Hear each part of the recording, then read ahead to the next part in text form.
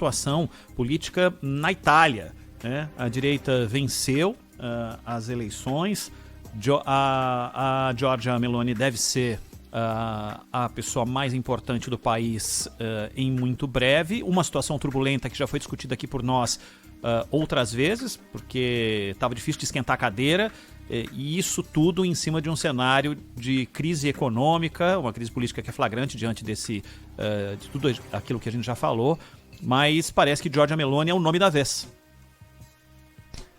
Porque essa coalizão, eles têm um acordo, né? O partido dentro da coalizão conseguir mais voto, vai indicar o chefe de governo.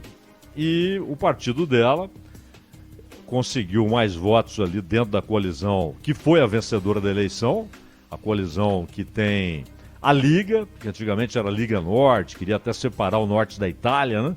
Fazer um país ali, e posteriormente deixou esse discurso de secessão e passou a ser um partido com representação na Itália toda, que é a do Salvini. O Salvini, que é muito mais conhecido que a Giorgia Meloni. E o mais conhecido dos três foi o que teve menos votos, já é um veteraníssimo, o Berlusconi, que inclusive teve direitos suspensos em 2013 e agora volta como senador. Foi eleito senador por Monza.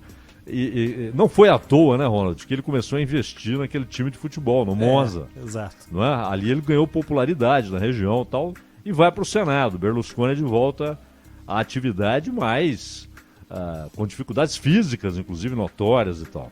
A dupla que realmente chama atenção é Giorgia Meloni e o Salvini. O Salvini não está nem aí para Giorgia Meloni, ele quer ser o primeiro-ministro, mas fez esse acordo.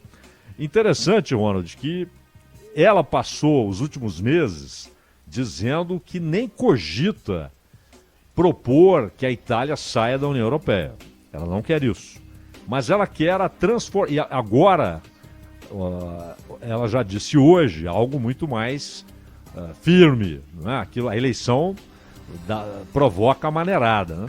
Mas ela falou, não, nós queremos uma Europa transformada numa liga de nações, não mais a burocracia centralizadora em Bruxelas, comandando tudo, até o orçamento dos países. Isso é verdade. Hoje, um país como a Itália não comanda o próprio orçamento. Tem de passar pelo filtro, pelo crivo, pela aprovação de Bruxelas. E isso provocou muito ressentimento, além das questões migratórias internas. Estamos nem falando de migração de outros continentes. Migrações internas. O sujeito que acha que está desempregado porque tem um romeno trabalhando, porque tem um português trabalhando, aquela coisa antiga.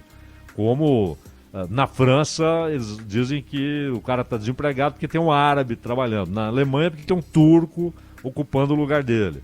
Quando está na bonança, aí, que maravilha, vamos trazer mão de obra para trabalhar naquilo que a gente não quer fazer, né? Trabalho pesado. Aí, quando a economia retrai, abaixa os imigrantes, fora daqui, está tomando meu emprego, aquela coisa toda. E há muito ressentimento na Itália com a União Europeia. E a esquerda italiana de uma incompetência atroz, né? Atroz.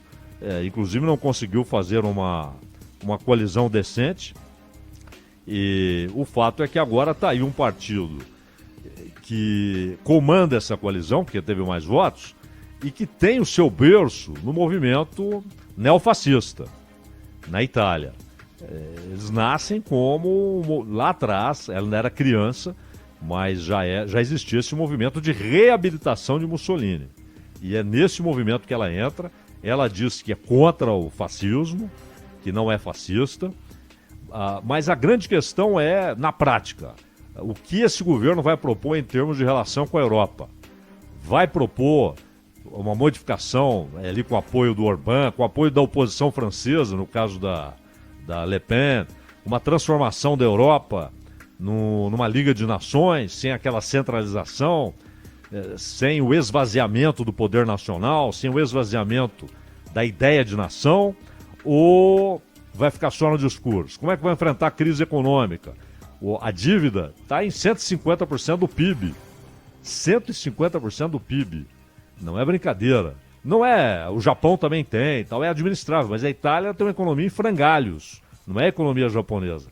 E o outro ponto, Ronald, é que Berlusconi e Salvini apoiam Putin. E a Meloni, na campanha já, ela fez discursos de amor pela OTAN e quer uma posição de alinhamento com a Ucrânia. Quer que a Itália continue alinhada com a Ucrânia. E isso foi desgastante para o Mário Draghi.